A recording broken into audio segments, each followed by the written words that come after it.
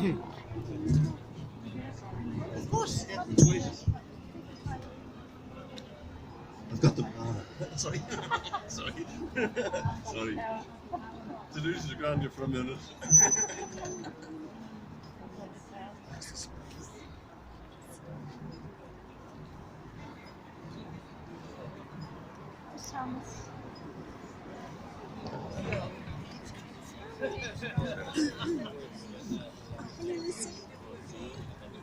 So, it's my privilege and pleasure to be with you today.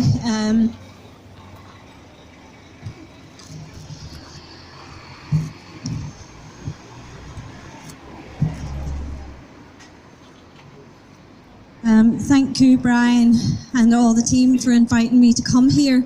As I say, it's my privilege. It's somewhere I'd rather not be on New Year's Day, but it's somewhere we must be on New Year's Day. Because this is the day, this is Our Lady's Day. This is a day where we start to make New Year's resolutions. It's a time that we come together to make plans for the battle ahead. I can honestly say I had great difficulty getting out of bed today to go to Mass this morning, to think of the battle that lies ahead. And when you think about it humanly, it's very difficult to see ahead. And I, as much as see and realise, and have always quoted that this is a spiritual battle, but we are human beings. And when we think of what happens to our little baby brothers and sisters, it's overwhelming at times to think that they die horrible, serious, traumatic deaths, and especially little babies that in these hospitals, the most vulnerable, the little babies that have got life-limiting conditions, and you just think of them being starved to death and, you know, causing heart attacks to those babies and them being left to die by themselves. And, you know, something comes to me very much about today is when we gather here, we have to remember that they don't die alone because they've got spiritual mummies and daddies here. They've got spiritual brothers and sisters here, that we're here today to say, we will not forget you. Elie Wiesel, a Holocaust survivor, said, to forget the dead is to akin to them dying again. So we won't forget these babies. And we won't forget any of the children who are destined to die in Ireland, north or south, the UK or anywhere in the world, because we are part of a massive big family. And we are called to be proactive. And even today, as I went to Mass and, you know, and I prayed to Our Lady to give me the courage and the strength and, you know, the stamina to keep going, I thought about Our Lady of Guadalupe, who said to Jan Diego, am I not here? I who am your mother. Are you not under my shadow and protection? Am I not the source of your joy? Are you not in the hollow of my mantle, in the crossing of my arms? Do you need something more? Let nothing else worry you or disturb you. And that's how I feel, that with our Blessed Mother, with the power of the Holy Rosary, you know, when we think back to the time of St. Patrick, when, you know, he couldn't see ahead of him, he fought the good fight and throwing paganism out of Ireland. And then he got very weary because he couldn't see the fruit of his work after that. He couldn't see the flame of faith. All he could see was darkness over Ireland. And at this moment, there's a darkness over Ireland. You know, Holy Catholic Ireland is no longer Holy Catholic Ireland. And that darkness is no doubt a dimming of the light of faith that is not burning as it should. And, you know, it's not progressive to be in the pro-life movement and not be a prayer warrior who uses their faith, because we are a people of faith and a people of hope. And we have seen what's happened in Ireland, north and south, how abortion has been forced on our country. You know, to think what happened in October with the British government forcing abortion onto Northern Ireland, to me is a memory of what Cromwell did whenever he went in to destroy and to kill off our faith. But the one thing that Cromwell, and I had the quote here, only it took me too long to find it, I'll quote it in my own words, was the only thing that stopped him from taking the people was the Holy Rosary. He said the British government had given them everything. They'd given them the guns, they'd given them the army. But he couldn't take the faith from the people, because when they came to the Irish people held up the rosaries.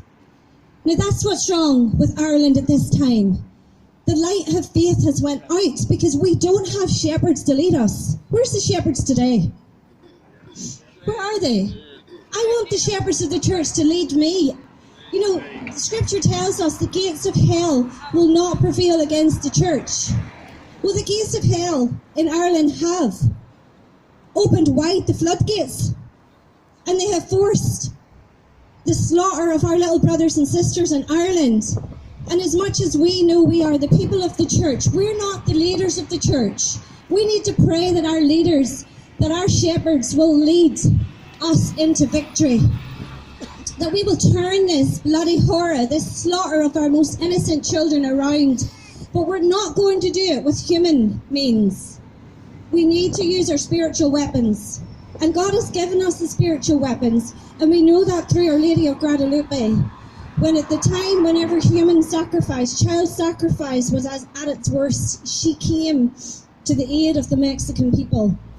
And she came as a humble mother, pregnant in the image, the only image in the world where Our Lady is pregnant in, carrying the baby Jesus.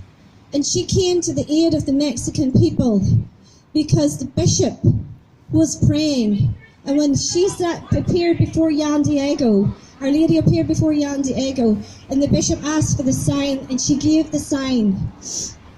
And the conversion took place. The people of Mexico turned from the evil of child sacrifice to cherishing life, and the paganism and the communists, or the paganism and the sacrifice, child sacrifice ended. So today we just come here with our Blessed Mother, Our Lady of Guadalupe, and we just place everything at her feet.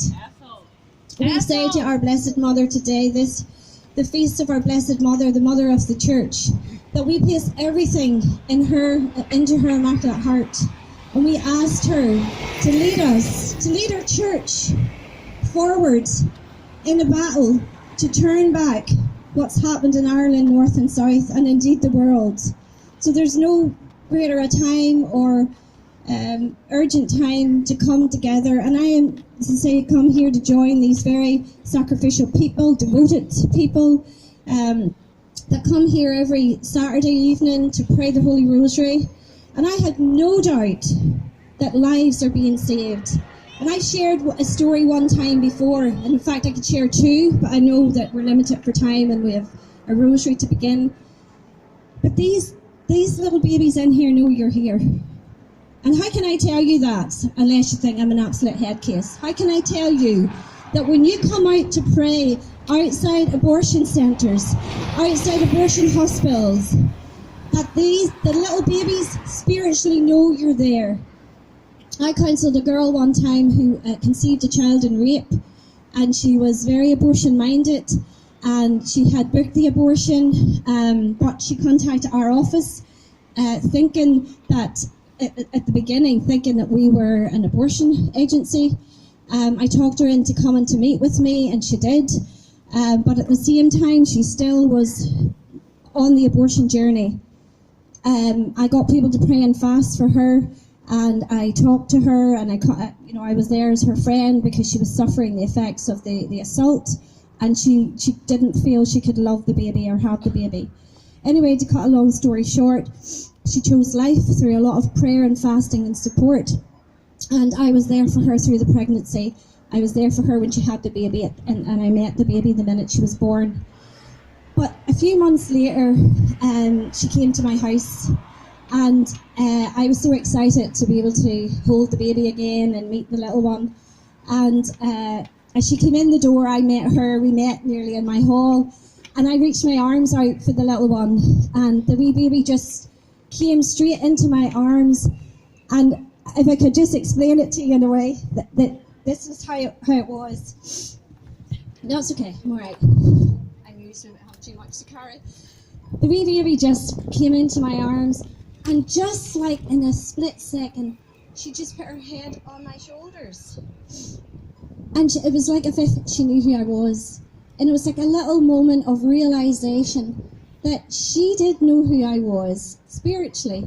Because when there was no one else there for her, to pray for her, to speak for her, to be her mother's friend, to encourage her mother to choose life, I was the one that was there. And Sally, the mother, started to cry, and she said, Bernie, it's like she knows you, yet she's so strange and doesn't go to anyone. And her wee head stayed there for so long, and it was a message to me that that little one knew she was safe. And even though those babies, you may never meet them, but realize when you're here to pray for them, or wherever you're praying for them, unite yourselves with those little babies like they were. I fight for babies like they're my babies. If my child's life was at risk, what would I do? I would be there, trying to do what I could humanly, but praying spiritually. It's like as mothers, we know if our child's in difficulty, what do? We start praying straight away. So we must do that for these little babies. Many ways we're very helpless in hospitals to save these lives, but Our Lady's not helpless. Our prayers will bring the victory. Our prayers will change things. And that's where we have to go in our faith in Ireland. We have to really realise that we have a mighty God. And we have the mighty power of the Holy Rosary to change things. And maybe in some ways God is, delaying the victory to turn things around, because He needs people. He needs us to be His voice. He needs us to be active. He needs us to be the face of Christ in the public square. St. Louis de Montfort had said, public prayer at a time of tragedy and suffering is more powerful than private prayer. That's not full quote, but it's near enough it. That's what we have to be. We have to be out there in the public square. We can't hide our faith behind the chapel doors. We have to take the faith out onto the public square. And throughout Ireland, we know there are hospitals, we know there are surgeries, and even if people were just quietly walking up and down and praying, that may be the only thing that you can do, but you're doing something. And Father Armouth, Gabriel Armouth, said during an apparition or during a deliverance one time, that between a priest and Satan himself, that the Satan had said to the priest, if the Christian people, if the Catholics knew how powerful every Hail Mary was, we could end the evil horror, diabolical horror of abortion. If we really took our faith to the limit, and took our faith and really used it in a powerful way, and united it with her Blessed Mother and all the saints, they're at our disposal, but for some reason, we have to wait till they start murdering our children before we realise that we should have been firstly on our knees, fighting and praying and then fighting. It's like every battle that's been won through history. Battles have been turned around. Things have happened throughout the world because of the Holy Rosary. So maybe we need to get back to that. Maybe we need to realise that flame that was in the ashes that St. Patrick seen at that time, that it was just like an amber of flames. That has to be ignited, and it can only be ignited by the power of prayer. And we have this weapon today, a weapon of mass destruction. And that's what we're going to do today. We're going to step in faith for the next year ahead.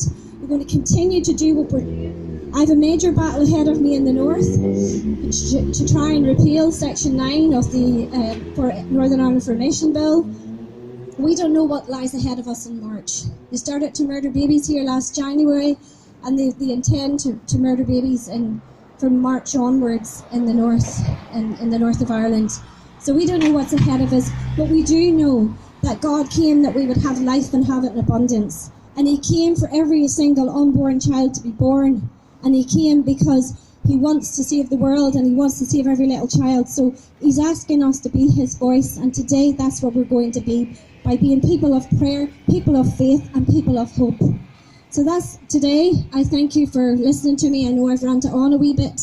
Another wee quick story for you. In the book of Joshua in the Bible, God said to Joshua, wherever you lay the sole of your feet, I will deliver. That's a powerful scripture. And Joshua, the land was delivered for Christ because Joshua stepped out in faith. You're doing that here. You're laying the sole of your feet here. And I can tell you a story about that, but it might take too long, about how God showed me that through the saving of a little baby who ended up, his name was Joshua. When I prayed outside the Family Planning Association and didn't meet the girl that day, but she came the following day when I wasn't there. We didn't know they were doing appointments the following day. But a number of months later, she came, she met me in the city centre. I was doing a street outreach. She shared her story. She said, I was going to abort, but she said, I went to the Family Planning Association and they had organised a whole referral for me. And she said, overnight, all I could hear in my head was the song Touched by an Angel. And she said, and I woke up that morning and said, I can't abort my baby. I don't want my baby to be an angel. I want my baby. And she chose life for her baby. She shared the story with me all about this. I knew that we had been outside that centre praying different days, and we had started to use that scripture and pray it wherever I lay the sole of my feet. So wherever we lay the sole of our feet, we have to believe God will deliver children up for life, that women will be converted, doctors will be converted. We know that from experience in America, where the testimonies are, when people are praying outside these places, things happen inside. So, for good, doctors won't perform abortions, they're converted. But anyway, she shared this story with me, and I'm standing, and part of me was thinking, well, did we miss out there? Why was there someone not there to pray for that baby that day? But what happened then, she said to me, and this is my little baby, and he's called Joshua. I knew that was a wee simple sign from God to say, keep laying the sole of your feet, because the same thing that happened for Joshua can happen for us. That we can deliver these places of death for places of life. We can change the whole situation. Norman McCurvey, who was Roe versus Wade, said to a reporter one day, I eat, sleep, breathe and wake for abortion. And what happened to Norman McCurvey? She converted to not to just being pro-life, but to being a Catholic. So these doctors that eat, sleep, breathe and wake to do abortions, they can be converted. And we know the good news is that many doctors in Ireland don't want to do abortions. So there's a rebellion taking place because there is prayer. So let's continue with the prayer. Let's be people of hope, people of faith. And today, let's keep believing in miracles. Miracles do happen. And God says, Our Lady says, with God, all things are possible. So let's believe that today. And let's continue, and let's really use the power of prayer today to believe that something will happen in Ireland over this next year. And I'm believing that we will repeal Section 9 of the Formation Bill. And I'm going to be leading many rosary events next year. And I know that these rosary events will continue to happen here. So if you're from this area and you can't, I would encourage you to. So thank you so much. God bless.